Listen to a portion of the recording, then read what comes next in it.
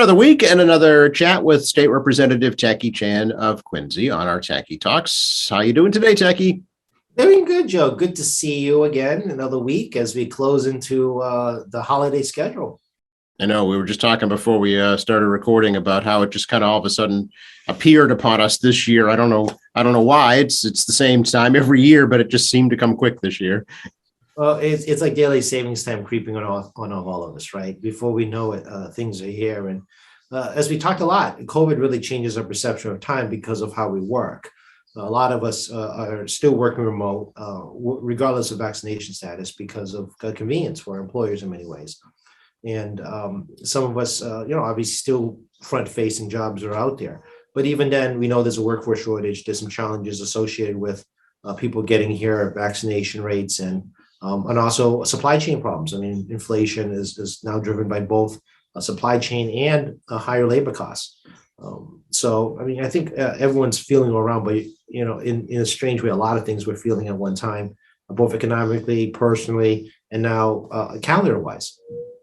Yeah, there is a lot going on for sure. And now, unfortunately, cases are climbing again. What do you think about that? Well, we're back indoors. This is not necessarily surprising.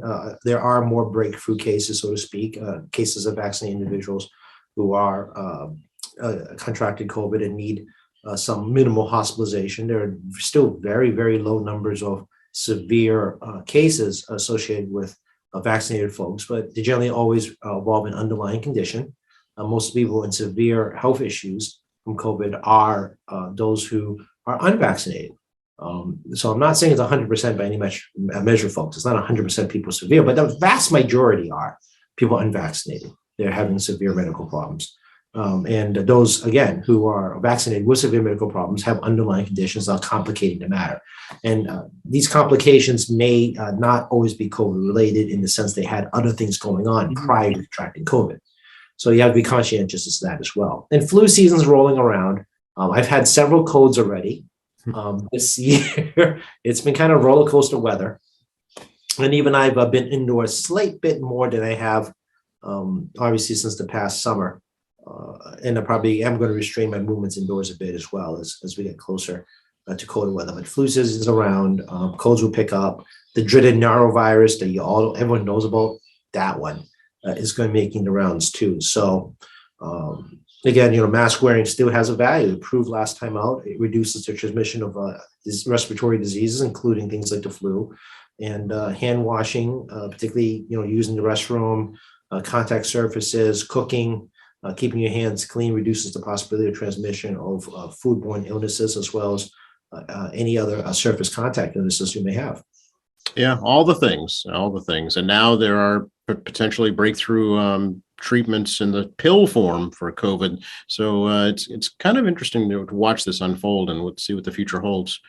Yeah, I was just talking, interesting. I was just talking to the government affairs person for AstraZeneca this morning. I do actually take calls in the mornings. People know I hate mornings, but it does happen sometimes. And he was actually, his client's AstraZeneca, and they do have another therapeutic coming online that is very oral based, very easy to use, that will be looking for emergency approval from the FDA very soon. So there are more therapeutics on the way. However, I hear arguments that because it's therapeutics, I don't need to take a vaccine. Well, to be frank with you, I don't want to get to a therapeutic. Right. Yeah, exactly. Prevention is always the best course of action with any disease. Well, it's like saying I can eat rotted food because I can get Pepto-Bismol, or I can have alcohol poisoning because it can pump my stomach. Right. I mean, the logic doesn't make sense. I can do self-destructive behavior because there's a solution to my problem. So intentionally become self-destructive because there's a solution. I mean, that is not smart thinking. It's not even self-preservation thinking. So while there are going to be more ways to treat COVID-19 to prevent severe illness or death, it's best not to find you in a situation of severe illness or death. I, again, would rather have mild symptoms where I can treat you some Tylenol and some cold medicine and some sleep, rather than find myself needing to go to a hospital and get diagnosed and then decide they need to give me a therapeutic. Exactly. Yeah, it's pretty clear cut. Absolutely. But it is encouraging, I guess, to see that there are advances that are happening even amidst the pandemic. Well, that's exactly it. And there'll be more progress if this continues. And we are seeing more FDA approved, or at least emergency approved therapeutics coming down the road. And Yeah. some people are always very critical of the vaccine because it's been emergency approved. But these therapeutics are emergency approved too. And I've not seen Right. people saying that, saying that, oh, I got COVID and I'm not taking that emergency approved therapeutic because it's not been tested and tried properly. I'm like, yeah, but you won't get a vaccine. Right. I know. I know. There's a logic hole here that I think a lot of us are struggling with when in conversation with Yeah. people where, it's like risk assessment. Well, what's your risk? Well, the risk isn't to me. The risk is to everyone else around you. This is the Yeah. part that, again, people keep the fit that the point of so-called herd immunity is that if people do their part, it keeps the disease from transmitting and it keeps away from people with high risk conditions, and especially high risk conditions, especially people who are older or people with health issues, severe health issues. Because as we've seen, vaccination does help everybody. However, if you have underlying conditions that get complicated and COVID shows up, it makes it worse. Yeah. So, if everyone does their part and the disease stops with you, you are potentially saving the life of others. And I hate to guilt trip people, but if you gave a disease or COVID to somebody else, I mean, should you take responsibility for that matter? I mean, you're drunk driving, you kill someone with a car. Should you take, we make you responsible for that. In the case you got a disease that has a 2% kill rate, but also a 10 to 50% severe illness rate and almost 40% long-term impact rate. And then now you're impacting people to go to work, impacting a whole job place because a potential shutdown of a business because you decided not to take a degree of personal responsibility to those around you, because that can happen. It's been seen over and over again. One person gets infected, someone can find himself in the hospital, but it ends up closing a business, results in massive testing, contact tracing, and panic caused by one individual. Yeah, it's a domino effect. Absolutely. So it's not just you. It's that ripple in the pond that spreads out for miles. Well, there's that little couple from China that traveled through, I think, like 4 cities and maybe I think more than 4 cities throughout China and spreading disease all over the place, causing a massive inconvenience for whole cities because over there they shut down the city and mandate testing for millions immediately, and they do full closed lockdown. Obviously we don't have that level of that behavior here by the government. For those who don't know what a lockdown looks like, I mean, they literally close the city. You don't leave your home. I mean, the roads closed. I mean, everything's shut down. Not like this, you can still go to the supermarket kind of situation here. You can't go anywhere. So, but I mean, I suspect, I don't think it's been reported by state media in China, but I think I'd be hard pressed to believe the Communist government is not thinking of some kind of penalization for those persons that have inconvenienced tens and tens of millions of people. Then there is the difference between communism and democracy. That different levels of accountability by the government of what they expect out of you. Right. We are recording this, Tacky, on November 17th, which is supposed to be the last full day of the legislative session on Beacon Hill. Is that going to be the case? I believe so. Today, we're going to do community hospital funding. This is an issue that was addressed at the close of last session, but the Senate didn't agree to the House version. So telemedicine reform is essentially what you saw. Telemedicine and other types of COVID-related healthcare reforms came out at the end of last session, which is the beginning of this year, actually, given how a legislative calendar works. Right. And the speaker would like to, again, address the community hospital funding disparity issue. I'm not going to sit here and explain healthcare law. I do not pretend I'm a healthcare law expert. But the short of it, he's trying to ensure that certain segments of the healthcare industry pay their fair share in equivalent to other aspects of the healthcare industry. Certain industries, particularly outpatient ones like MRIs, for example, are generally private companies, outpatient services. He wants to create some equity regarding various, I'm not saying specific MRI, but various healthcare industries out there that aren't contributing to the overall healthcare system, and divert some of that money collected into our community hospital system. Yeah, well, he's keenly aware of its impact, given the loss of Quincy Medical Center, certainly. Oh, absolutely. And, next closest community hospital is actually South Shore Hospital. We have Cape Cod Hospital going southbound. You have in the Berkshires, Berkshire Hospital. And, over the past 10 years, we've had a number of hospital closures besides Quincy Medical Center. I mean, North Adams lost a hospital, for example. I'm trying to think of any others off the top of my head. But, there's been significant impact on community hospitals statewide. Yeah, oh, absolutely. There's, some equity needs to happen for sure in order to provide adequate care to these communities. As opposed to having the whole state have to travel into Boston. And being speaker, he's really a statewide officer. And Speaker Ron, has to think big picture all the time as part of his job. Yes, the speaker really does care about his district, and it's been demonstrated in the budget and bills and, his showing up at district events and so forth, that, his district is always a priority. However, he has a greater responsibility to the members of the House, as well as statewide, working with both the Senate President and the governor.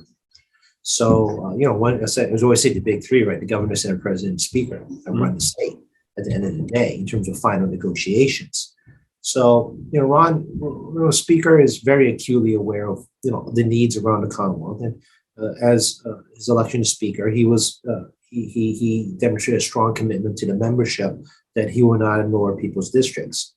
And that's how he got elected. I mean, it's a very important thing for individual members to have a leader that recognizes the unique needs throughout the state. Yeah. I know one of, if not one of the biggest challenge really is the allocation of the federal pandemic stimulus funds in Massachusetts. Where's that going, Tacky? Well, the Senate had completed their debate around, right around the Veterans Day. Yep. They had a long night, Wednesday night to Thursday morning. And the bill is in conference committee as of Monday. The hope is that we'll have a conference committee report done by today. Wow. Perhaps this evening before we close session. However, there is no guarantee of that. There is similar dollar amounts in the bottom in terms of spending, but the internal components of what they're spending on has some discrepancies between the House and the Senate. Whether they can reach a resolution before close of session tonight remains to be seen. Okay. So the hope is to try to get something to the governor's desk by end of night, but we'll see how it plays out. Yeah, I know we had talked last week a little bit about how it would impact Quincy. Any changes to that? No, in conference committee, we'll wait and see. We're always hopeful that having a speaker in the city, as well as for people in Weymouth and Holbrook, is a positive thing. Yeah. Of course, since last we talked too, the federal infrastructure package has become law. So as I understand it, that filters down to the state and then to cities and towns. Yeah, it's a 10-year program, the Wow. $1 trillion. So people should not expect $1 trillion to be dropped overnight. It's a 10-year Okay. program. It's like the opera bill is a 3 to 5 year spending program, which we're doing with. So I only see the news reports like you, and the rough number is something starting at about 8 or 9 billion. It could be as high as 12. Yeah. And then there may be some other directed monies that we may not have discretion as a state government. For example, they'd be directing money towards broadband again, right? Things like that. So it won't be discretionary. But we're hoping that it is at least $9 billion in discretionary funds, and it gives opportunity for me to look at roads and other capital projects at home to try to accelerate its completion with infusion of cash over X number of years as the project continues. Yeah. So shovel ready is kind of rather important. But again, this is not $1 trillion in like 1 year drop. It's a multi-year issue. Capital projects, as you all experience in life, road projects feel like they're forever because it takes time to put a road together. Right. So it'll be spent over a multiple course of days, and right now there's a lot of places that are high risk structural issues. I don't think it's in Quincy at the moment that is high risk structural, but around the state there are, and the goal again is to try not to dump all the money in the city of Boston. Yeah. Try to get a good dispersion on priorities, especially starting with high risk structures and moving down to people's local projects over a decade. Yeah, it's really interesting. And also, as I understand, some of it is not direct allocation. Some of it is competitive grants. I know that the mayor here in Quincy is already gearing up to put together kind of a special team, if you will, to write those grants. Well, yeah, it's always going to be a grant component. I mean, the state and the feds always have grants associated with this. Yeah. And municipalities that have existing grant writing strategies should be ready to pursue this federal grant monies. So I think you're going to see a mad dash. And of course, smaller communities are a little bit more challenged regarding grant writing because of smaller resources.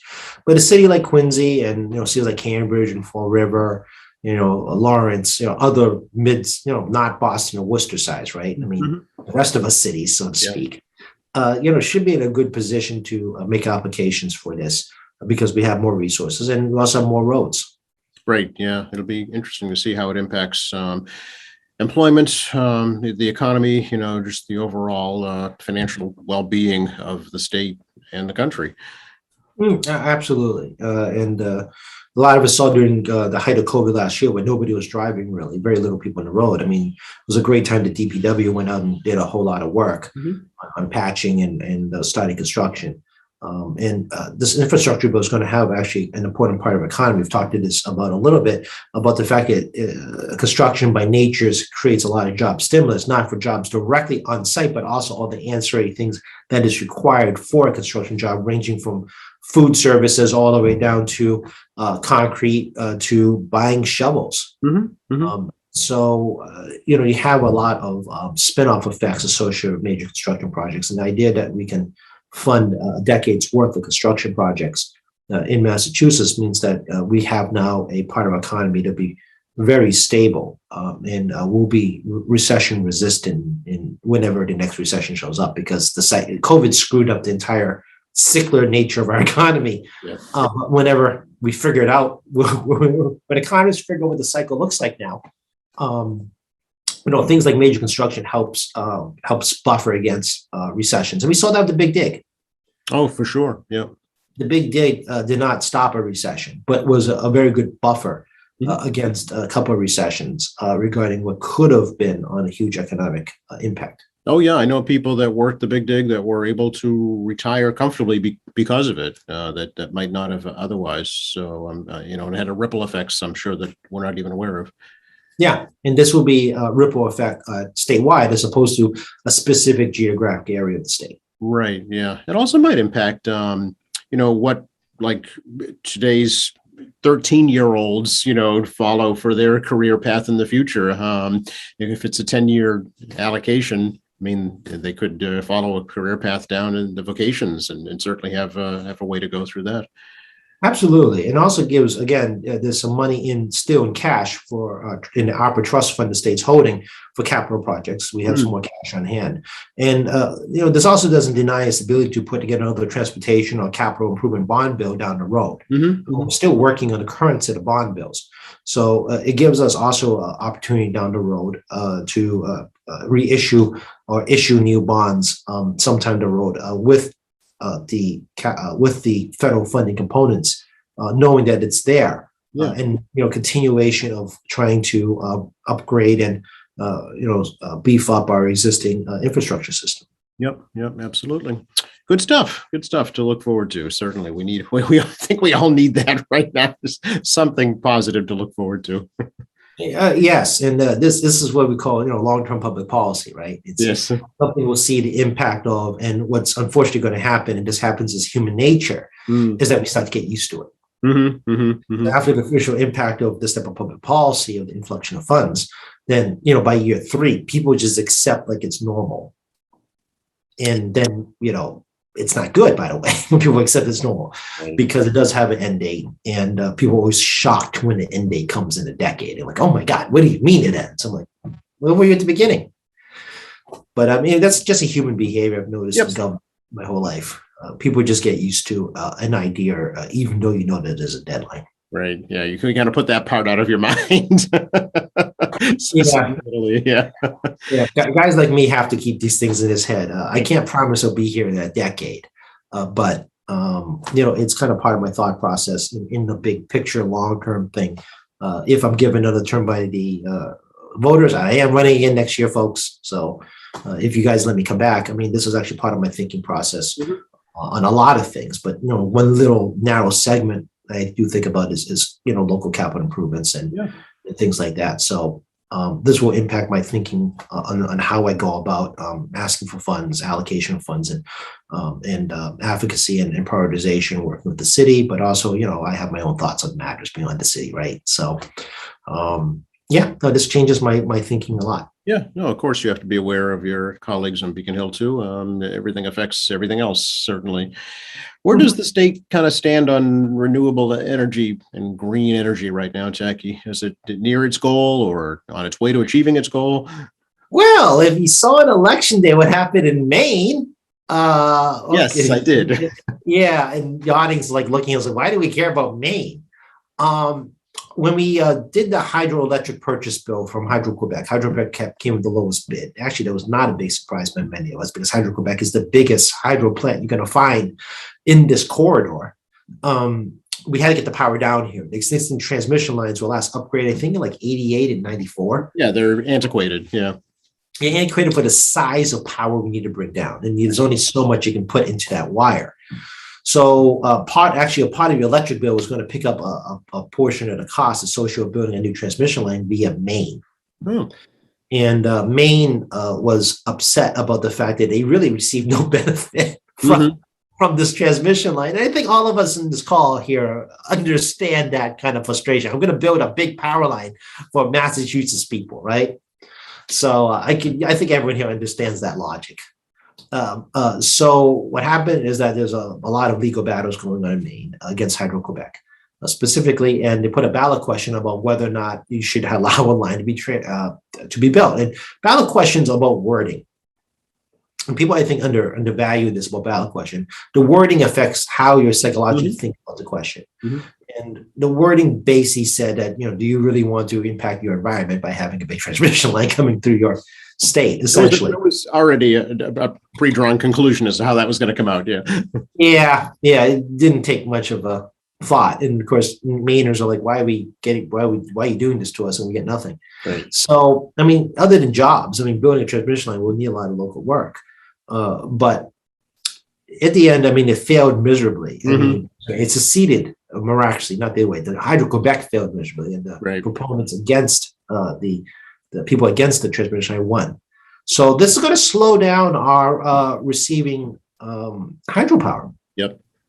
And I suspect this is going to go to federal court because transmission lines are a combination of state and federal oversight because transmission lines cross state lines. So Federal Energy Regulatory Commission has oversight over any transmission line that crosses between states. Now, a transmission line, for anybody who's wondering that it doesn't do utility or electricity, transmission lines are those massive 200-foot tall monster lines. You see a lot of clear-cut trees around them because the transmission line goes down. It's hard to put one back up. It's not like, in front of your house on a pole. Right. The distribution lines are the lines that are that go to your house. So transmission goes into distribution goes to your house, and then there's a transformer and that helps out, and the capacitors on the poles. You see those little buckets, and then you have the conversion from a higher voltage to a lower voltage, a fuse box, and then you have the lower voltage in your home and so forth. So without the transmission line, you can't get to distribution, obviously. And like I said, it's probably going to go to court about whether or not the state can even stop a transmission line construction and whether it's completely under the Federal Energy Regulatory Commission to approve. This also applies to gas lines as well, but it doesn't apply to telecommunications, which is mostly unregulated in this country under the Telecom Act of 1996. Okay, interesting. So do you think that's going to impact energy or rates here in the short term? Not yet. The construction and transmission line will be picked up by ratepayers in Massachusetts on the transmission part of your bill. It'll be evenly distributed through those states, but it's also evenly distributed but scaled based on your rate class. So industrial, commercial customers pay more than residential, but residential represents I think 85% plus of all customers in Massachusetts on electricity. So one of the biggest user of electricity is actually the MBTA. Oh, interesting. I didn't know that at all. Interesting. Obviously for the third rail subway system. Yep. So having hydropower and wind power actually has a huge indirect effect on everything around here regarding more renewable energy access. The ARPA bill of the House included money for construction of windmills in the South Coast because Block Island's moving along, trying to get those windmills up. And, the goal is to have not just renewable power, but jobs here in the South Coast to build this renewable power or even just assembly of the renewable power of these windmills. And, we're talking blades of like 100 feet long minimum. I mean, yeah, this is not a little propeller you put up in your backyard. no, absolutely. This is monstrous metal construction going on. So there's more for those, on this call looking at, renewable power issues. There are multiple components to this. But again, we don't generate that much renewable power in Massachusetts for a lot of reasons. Partially, we don't have perfect wind, which is why they're out in Block Island. Mm-hmm. And then we don't have great solar because it's about less than 25% efficiency because of the nature of Massachusetts weather. Mm-hmm. So, as a result, Hydro-Quebec is pretty much 99% reliable. Yeah. And obviously, we want to get off fossil fuels, but we need that transmission line through Maine to get us off of fossil fuels. Yeah. Okay. Well, stay tuned for that one. Speaking of telecommunications, it reminded me about the bill on Beacon Hill regarding streaming services and how that might impact PEG centers like us here at QATV. Yeah, Telecommunications and Energy, run by Jeff Roy out of, where's he, Franklin? I think so. Yeah, I had lunch with him. I'm trying to remember where it was. I think it was Franklin. I don't know where things are. I live in Quincy. I never leave the city. Most people knows I don't even leave my house anymore. But you got your hair cut, so it looks, you've gone out sometimes. I know my physical appearance gives you a clue if I've left the house, right?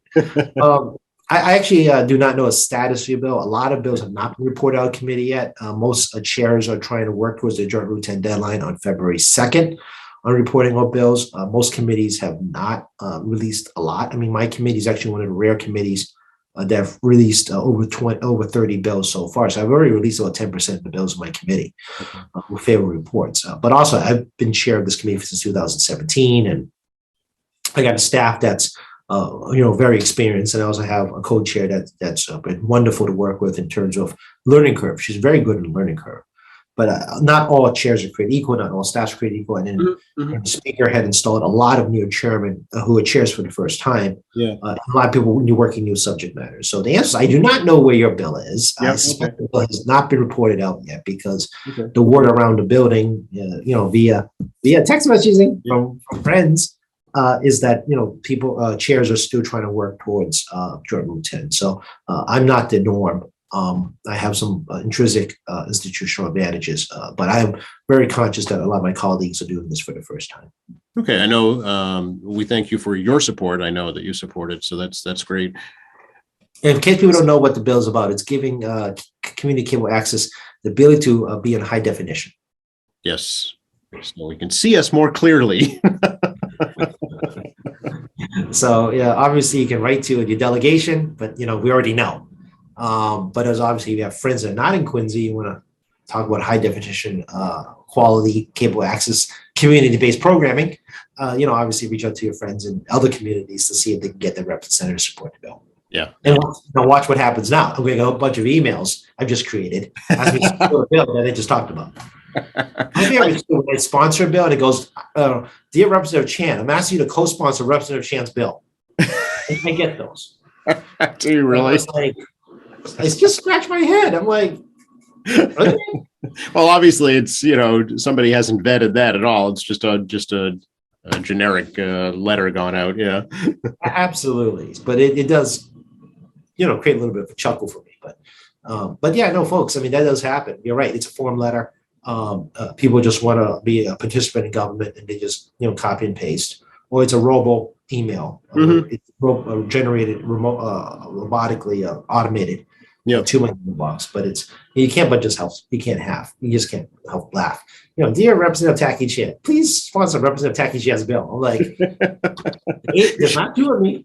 You should write back and say, no, I'm not sponsoring my own No, bill. not sponsoring this bill, not doing it. So, so yeah, this welcome to the inner workings of things I deal with. That Yeah, that's questionable, which is what's great about doing this type of podcast. exactly. Yeah, we get the behind the scenes insight into it. Speaking of ballot questions, do we know what's going to be on the ballot next year for ballot questions here in Massachusetts? Not quite yet. I'm watching State House News Service for those reports to come in. They get it actually somewhat faster than I will because it's not like I get direct email from the AG's office or the Secretary's office telling us what's on the ballot. I do actually also rely on News Service, by the way, because they're generally like right on it all the time. Because I'm not that's their name. Well, yeah, I'm not sitting at the Secretary of State's office waiting for the information, right? Right. So that's news. That's why we do use News Service in my work to help with that. And December 1st is the deadline to put the papers in the Secretary of State's office. Today is when everything's got to get to clerk's offices, just like nomination papers. So a lot of advocates who are looking to put ballot questions do news press releases regarding their progress on going into clerk's offices.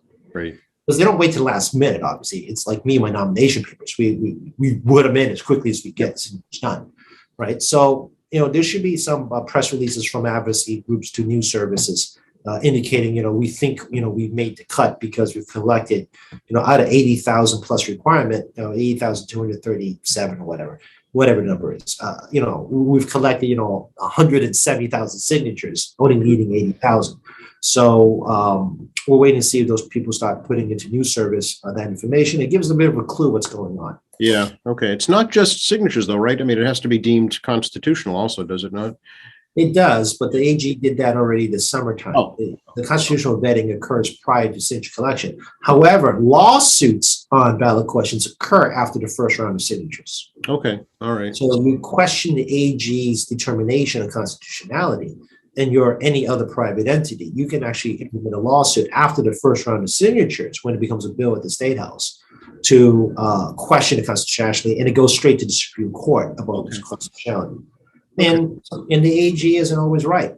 Mm-hmm. And the court has in the past struck down questions because they didn't meet constitutional requirements. Yeah. Of course, you wouldn't incur the expense of filing a lawsuit if it looked like it wasn't going to go anywhere anyway. Yeah, the last one they did that to was the ballot question on increasing your taxes on, the millionaire's tax was a ballot question. Oh, yeah. Where they want to change the Constitution, which we keep, it's coming to your ballot, by the way, this coming November in 2022. But I mean, the first, before they went through the constitutional method in the State House, they tried a direct ballot question. The court ruled that the problem with it is that not just because of the changing the flat tax system required in the Constitution, but also it directs the legislature how to spend. Mm-hmm. Spending power in the state constitution is solely in the purview of the legislature, starting with the House of Representatives. Mm-hmm. Solely. So you cannot actually direct the legislature to spend money. Okay, it has to be voted on by the body. Correct. It is a specific. It's not like California. California doesn't have that provision, which is why California's budget is always a mess. Mm-hmm. Because like 60% plus or 70% of the budget, it was dictated by ballot question. I see. So it makes and I know it's a huge economy. It's a $3.3 trillion plus economy. Was it 40 plus million people? I know it's a huge state, but still, I mean, when the voters vote to tell you what's in the budget, it really defeats the point of having people like me around. Well, yeah, because what if the money's not there? then where does it come from? They have to have. I mean, you see overrides out there all the time. And it's not the voters' problem. The voters voted for it, and it's not like the voters have to deal with it. That's the lawmakers' problem. As you can tell, I'm not that warm to ballot questions, as you can tell.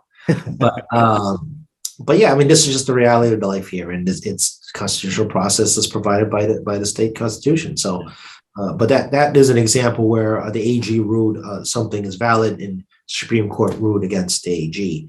On that particular constitutional grounds, they've ruled against the AG on things like more than one question. The bill actually has to address one singular issue. Okay. One. It can be a 10-page bill, but it has to address one single issue questions. So, I mean, those sometimes that's been knocked out as well by the Supreme Court, who has a different opinion from the AG what when question looks like. Right. Yeah. Yeah. Ah, yes, democracy in action. What do you think? Mail-in early voting becoming permanent? Unfortunately, I don't think we're going to make it to a close of today on mail-in voting. I do believe the House and Senate have absolutely strong intention to do mail-in voting. I think we're probably going to table this one into January. The reality is the 2022 elections, there is no presidential primary, which is good in this instance. And the primaries aren't going to be till September and November.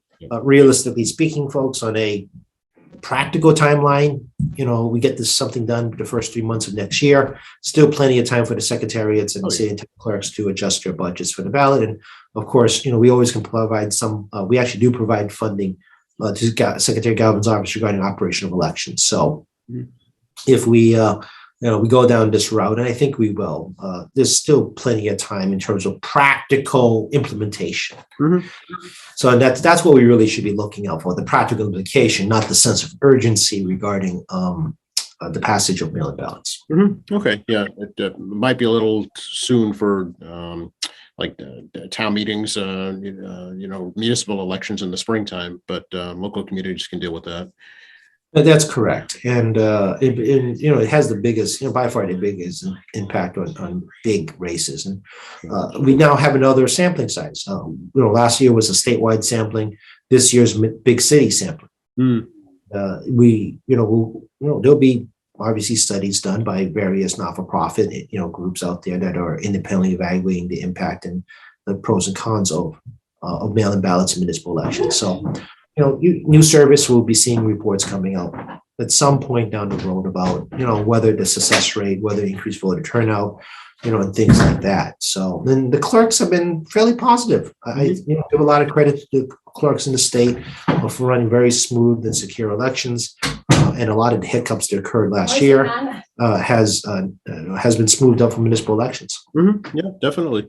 Any more blowback on the redistricting, Tacky, that you've heard? No, now we're into congressional. My side's done. So it doesn't matter what I think anymore. Too late. But there is a hoo-ha, I think, to say, I'm now sounding like an ancient using the word hoo-ha. Yeah. But I mean, the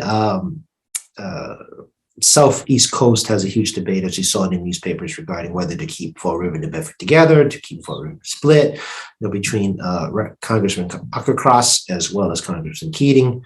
And this has become a bit of a battle zone at the State House for those delegations in the South Coast.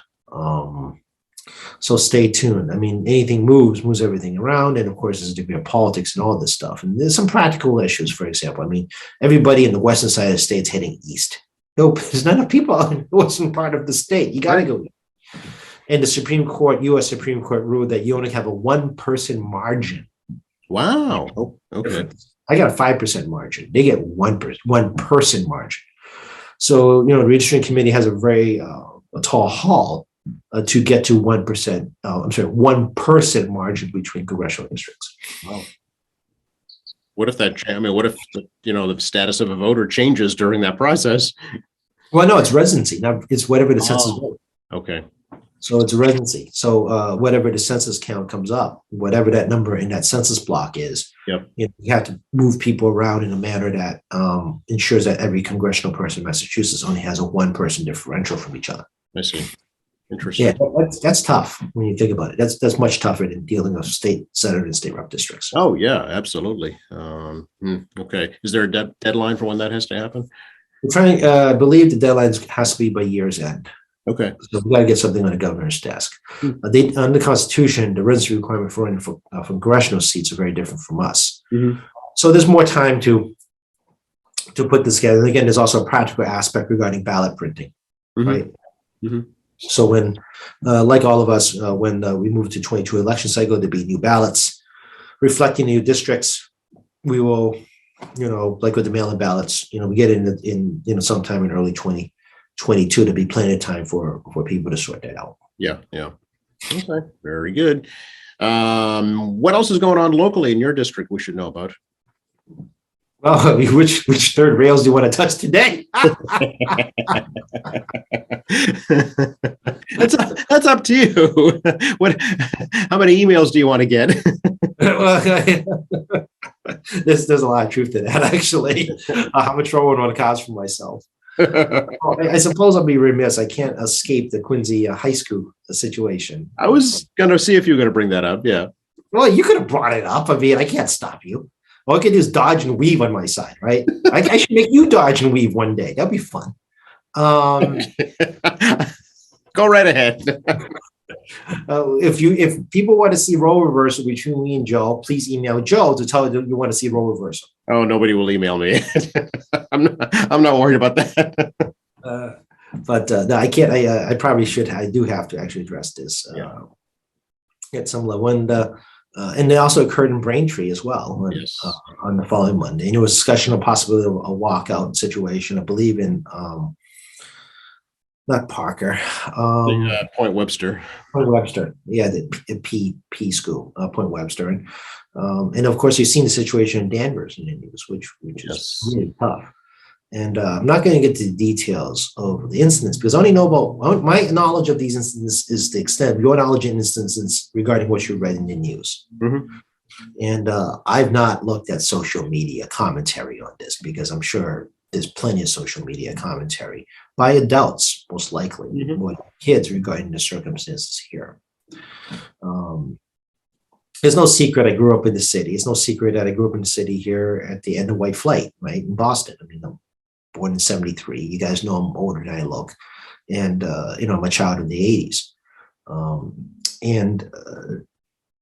I've seen my share of racial trauma, and I would say I've been fortunate in the sense that I didn't have as bad as other people for the fact that I don't leave my house.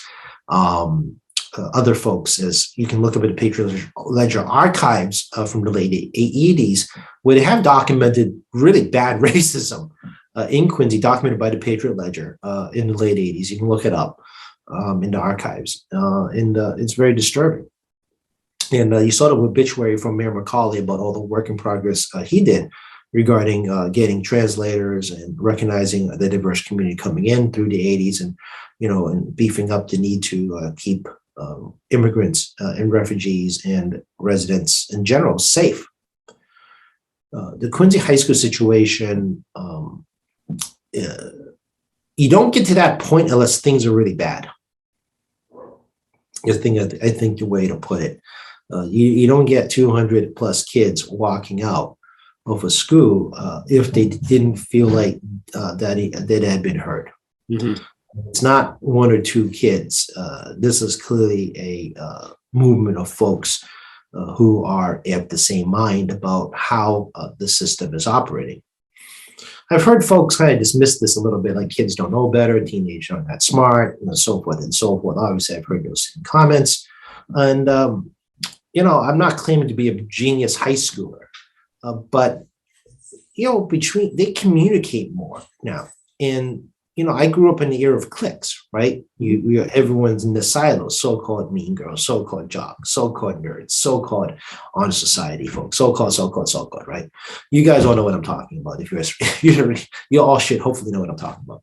But, with modern communication, these walls break down and isolation becomes different. Because if you're able to communicate with another student to have the same experience as you have, you're not alone. You're not isolated situation. It becomes what I refer to as a systemic problem. Mm. Do I know the severity of it? No. Do I know the details of every incident? No.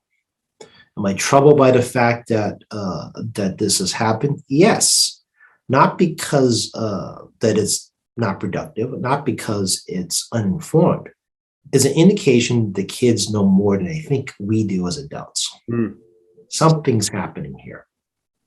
And that's what's going on. And I attended a webinar on Friday, and I also was at the focus group type sessions on a Monday evening, Quincy High School. And I did stand out for a little bit in the code because I only could take so much, I discovered.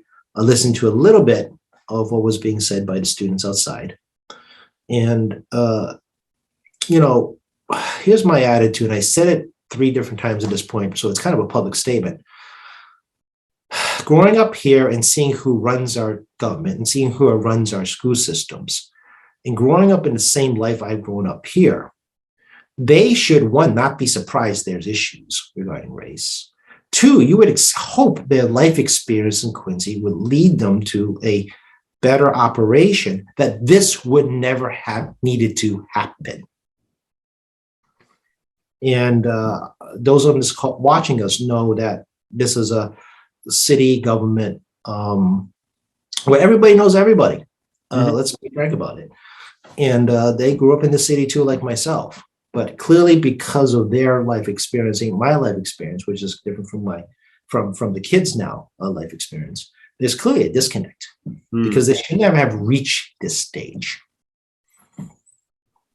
They shouldn't have. And my comments in the Ledger, on Monday had a little piece missing because I, mentioned to a reporter that this could never, ever happen when I was young because there was never enough of us to relate to our problems. Yeah.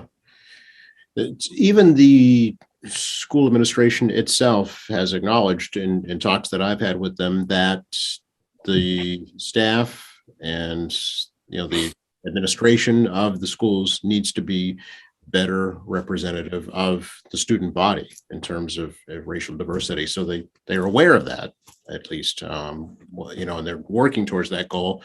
But it doesn't sound like it's happening quick enough, at least for some students. It's not just about just racial representation. It's about whether or not the system itself is willing to change its mentality and habits to adjust and respond to their constituencies. Why do I say that? Well, I do constituencies, right? And it's very simple. I mean, when government has to force you to change, for example, special education in the 70s, the ADA, English second language classes. That's government needing to tell school systems, you guys weren't paying attention. State government should not need to do that. Right. And who advocates for those children to get those services? Adults, the parents, the advocates of parents, past parents. And it's not uniquely issues from the 70s and the 80s, even the 90s and 2000s regarding transgender, gay, lesbian, equal opportunity, equity and spending in school systems, not usually just Quincy, but other school systems about equitable spending through the system. Those are the responsibility of adults. And it's not the responsibility of kids having to advocate for that. That's our responsibility as adults. And I do not have kids in the system. I still figure that's part of my life out, folks, and we'll leave it at that right now because people ask that a lot about me. But I mean, that is the responsibility of adults to bring this up to government, saying, "Hey, I just found out," and that's okay. They just found out, but adults should be asking these hard questions of our government about what are you doing and why this happened. What is the stimulus? Because they put the pressure on the kids and. I get there's a lot of pressure on kids these days, I think, in schools. But it's still up to adults to be adults on the matter. And when the kids have to become adults to address their issues they're suffering under, or they have a grievance, or they have something they think that needs to change, adults aren't doing their job. I guess the first step is listening, right? So according to the administration, at least, they're going to have many more of these forums that you attended, these listening sessions, if you will.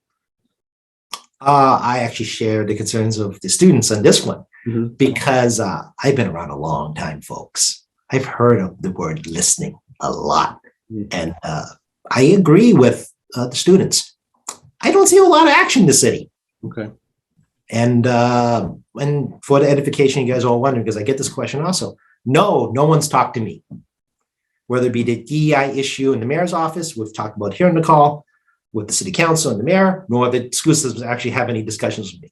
And I'll give you my favorite example most recently, because I've heard stories about fights in Atlantic, I've heard fights in Quincy High. Things do get back to me over the course of 26 years in this business. But one of the things that, in 2019 November, there was a swastika drawn on the school at Beechwood No. I live a stone throw away from Beechwood No. I mean, it was the elementary school from K to 2 I was at. And I was never, I was actually on vacation, a prepping for vacation, happened right over Thanksgiving Day weekend. I was getting on a plane right after Thanksgiving Day weekend. So I was like scrambling to get my act together on my last vacation prior to COVID. And no one told me. I don't know, person of color, swastika, SCOO, I live by one. Probably doesn't affect me. I'm very doubtful it was directed at me. But it does raise that question that warning signs were there. Yeah. Yeah, well, the city council we saw did pass, a Department of Diversity, Equity, Inclusion. The administration decided not to fund it. There's been no action on a mayoral commission to look into that matter. So, I mean, yeah, the evidence suggests that not a lot has happened right now. And the signs were already there. Again, the doubts need to be adults. And I just found out that one of the members of the mayor's commission resigned. Oh, yeah. Gabriel Chung resigned from the commission, I found out.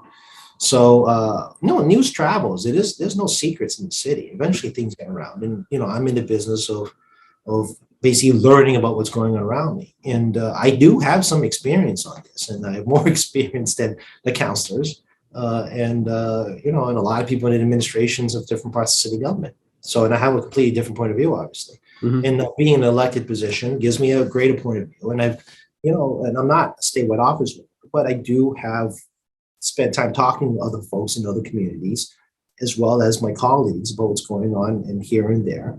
And, until COVID hit, I do enjoy spending some time in other communities, learning about how things are done. Mm-hmm, mm-hmm. We talk about Asian racism, right? And people pretend there is nothing here. And we know that's not true. And, and people are going to stop pointing fingers at specific advocacy groups like BLM or accusing like Anti-Defamation League or the ACLU for causing trouble and whatnot. I'm very aware that people are saying things like that, right? And, that's just saying that, well, it's one or two. It's not really a problem. Well, 250 kids plus walked out. A middle school was thinking about walking out. A school did walk out in Braintree. Mm-hmm. And Danvers is in a crisis mode, mm-hmm. Trying to understand how this could have happened in a becoming more affluent community. Danvers is becoming more affluent. Mm-hmm. So, I'm watching and waiting to see how this unfolds. Again, I'm not a local official. I'm a state official. I do have an opinion of stuff, of course, like mm-hmm. everybody else. Mm-hmm. But I'm also watching and waiting to see, not necessarily how the kids respond. I'm watching and waiting to see how the adults respond. And that focus group was actually very educational. And we did promise in the focus group not to reveal what other people said. But it was also very educational for me to hear about diversity of opinions in my focus group. And I took enormous value in that. I could relate to some of the things people said. And honestly, some of the folks talk about stuff that I lived through, and I understand what they're getting at as well. Yeah. It was a diverse group of folks in the focus group. It wasn't one specific demographic. I will tell you that. And, and I shared my thoughts on the matter, which is very similar to what I just said here. Mm-hmm. A lot of what happens at the public school system ends up in my court in terms of constituent services and in my court regarding people advocating for different bills and whatnot, because it's not, people think like schools are just this microcosm that stays there, is there. It isn't. Whenever a freshman or middle school or elementary school, it doesn't matter, leaves those four walls, now whatever happened at school, goes into the general community. And I agree there's parental responsibility. I agree there's school responsibility. And I agree there's student responsibility. Okay. I think all three groups. And there's responsibility of government. But I see what happens when I talk to parents about their experience of QPS and their kids' experiences after the bell rings at the end of the day. Yeah. So it's not in the four walls of the school. It impacts everything outside those four walls, including what happens in your own home as a parent or a guardian, as well as someone like me who takes constituent services and listens to people's concerns, whether it be a student, a young adult, or a parent or a guardian. How do folks share more of their thoughts with you, Tacky? 617-722-2014, 617-722-2014. That's the number. Smash a button, get to a staff voicemail. We're still working remote, but we're working hard and getting back to people as quickly as we can. Tacky.chan@mahouse.gov, tacky.chan@mahouse.gov is my email. As I said time and time again, I get a lot of email. I think I just created some more. Social media, I do not respond to much at all. I prefer you email me. State Representative Tacky Chan is my public Facebook. I do post some useful information. You can see where I've been, as well as the public hearing executive sessions of my committee. So, you want to see how the job works, such as it is in the current format. You're also welcome to peruse that. And of course, QATV's website and YouTube, and the podcast Joe's, and got old ones. And I fully admit I'm going to get in trouble for all my past podcasts. I just have a hard time not believing I'm making myself not in trouble. But you can review things I've said and discovering I didn't say certain things correctly, and I had to correct myself later. So.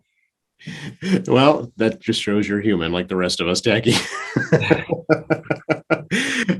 Should we catch up again? I know the legislature is coming to an end, but we always seem to have things to talk about. Oh, absolutely. Just because the session closes doesn't mean there's not new news to talk about, whether it be in the legislature or in the federal level or local news.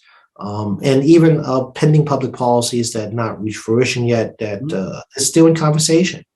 And there's no shortage of public policies that people are still in conversation about. Yep. Okay, great. We'll look forward to that then. And I will bid you adieu for another week. I'll see you next week, Joe.